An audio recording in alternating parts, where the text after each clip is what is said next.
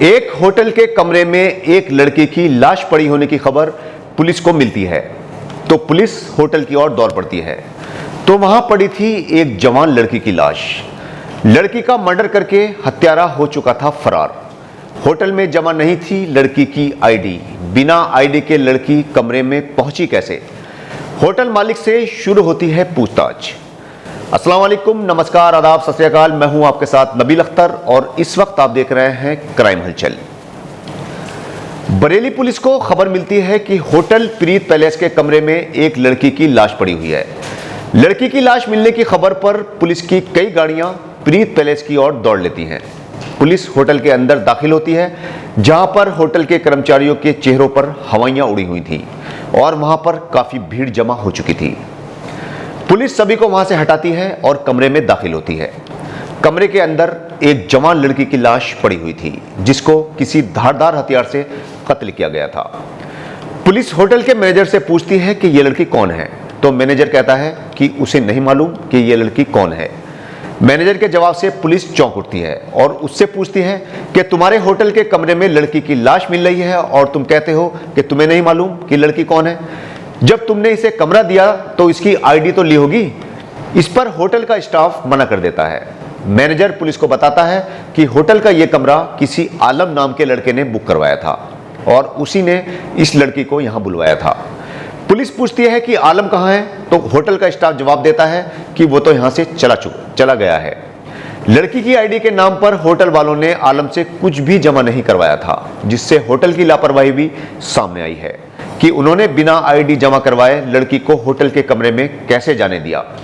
बहरहाल पुलिस लड़की का पता लगाना शुरू करती है और मामले की छानबीन शुरू कर दी जाती है। अभी पुलिस छानबीन कर ही रही थी कि पुलिस को खबर मिलती है कि रेलवे लाइन पर कटकर एक लड़के ने अपनी जान दे दी है। पुलिस की एक टीम फौरन रेलवे लाइन की ओर जाती है तो वहां देखती है कि ट्रेन की पटरियों पर एक लड़का पड़ा हुआ है जिसकी मौत हो चुकी थी। पुलिस उसकी तलाशी लेती है तो उसकी जेब में से उसका आधार कार्ड निकलता है जिस पर उसका नाम मोहम्मद आलम लिखा हुआ था। अब पुलिस चकरा जाती है कि कहीं ये वही आलम तो नहीं है जिसने होटल में कमरा किराए पर लिया था और उसी कमरे में एक लड़की की लाश अभी अभी पुलिस छोड़कर आ रही है। छानबीन का दायरा बढ़ाया जाता है तो पता चलता है कि ये वही आलम है जिसने कमरा बुक करवाया था। अब पुलिस के सामने सवाल ये था कि ये लड़की कौन है। इसका पता लगाने के लिए पुलिस आलम के घर पहुंचती है और वहां पर पहले वो आलम के सुसाइड करने की खबर देती है और फिर उस लड़की के बारे में मालूमात की जाती है तो पता चलता है कि किसी फरजाना नाम की लड़की के साथ आलम का अफेयर चल रहा था। लेकिन फरजाना की शादी कहीं और होने वाली थी। इसी के चलते इन दोनों में बातचीत बंद थी और झगड़े चल रहे थे। पुलिस फरजाना के घर का एड्रेस लेकर उसके घर जाती है और वहां उसके परिवार को बताया जाता है कि ऐसे ऐसे एक होटल में इस लड़की की लाश पुलिस को मिली है। परिवार वाले उसकी पहचान फरजाना के तौर पर ही करते हैं। पुलिस की पूछताछ में सामने आता है कि आलम और फरजाना एक दूसरे को 8 सालों से जानते थे। इन दोनों की मुलाकात एक बाजार में हुई थी जिसके बाद ये दोनों एक दूसरे से प्यार करने लगे और इन्होंने एक दूसरे के साथ शादी करने का फैसला किया था। फरजाना ने ये बात अपने घर पर बताई। घर वालों ने आलम से मिलने का फैसला लिया।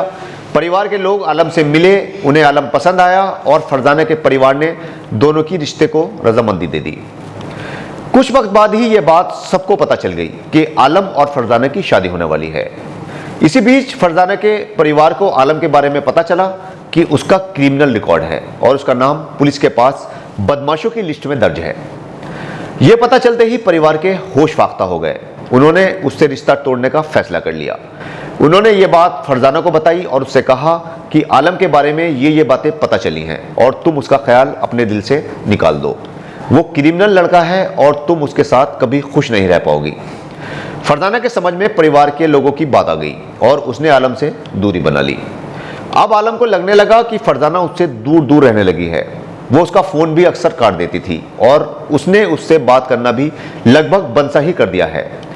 आलम को लगने लगा कि हो सकता है कि उसके घर वालों ने उसका रिश्ता कहीं और तय कर दिया हो या फिर फरजाना ही किसी और लड़के से प्यार करने लगी हो। आलम को यह बात नागवार गुजरी। उसने फरजाना से कहा कि वो सिर्फ एक बार उससे मिलना चाहता है।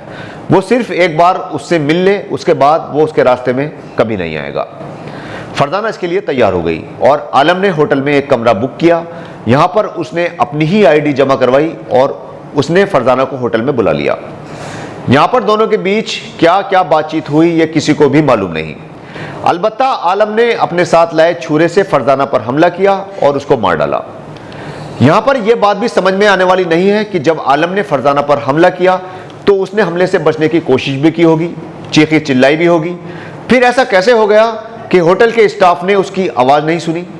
पुलिस इस मामले की भी छानबीन कर रही है कि फरजाना के चीखने की आवाज़ें होटल के स्टाफ के कानों तक क्यों नहीं पहुंची।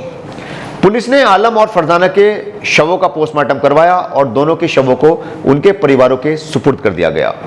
दोनों की फाइल क्लोज हो चुकी थी, उनकी जिंदगी के पन्नों की तरह। इस तरह से एक सिरफिरे आशिक ने अपनी प्रेमिका को सिर्फ इसलिए मार डाला कि उसने उससे शादी करने से इनकार कर दिया था। शादी कोई गुड्डे गुड़िया का खेल नहीं होती, ये पूरी जिंदगी का सवाल होता है। कोई भी कहीं भी किसी से भी इस तरह से शादी नहीं कर सकता जिस तरह से आलम फरजाना से करना चाह रहा था। ऐसे न जाने कितने किस्से हैं और कितने रिकॉर्ड्स हैं जिनमें सिरफिरे आशिक कत्ल जैसे क्राइम को अंजाम देते हैं। जल्दी आपसे फिर मुलाकात होगी एक और नई स्टोरी के साथ। तब तक अपना और अपने परिवार का पूरी तरह से ख्याल रखिए और देखते रहिए क्राइम हलचल विद नबील अख्तर। जय हिंद।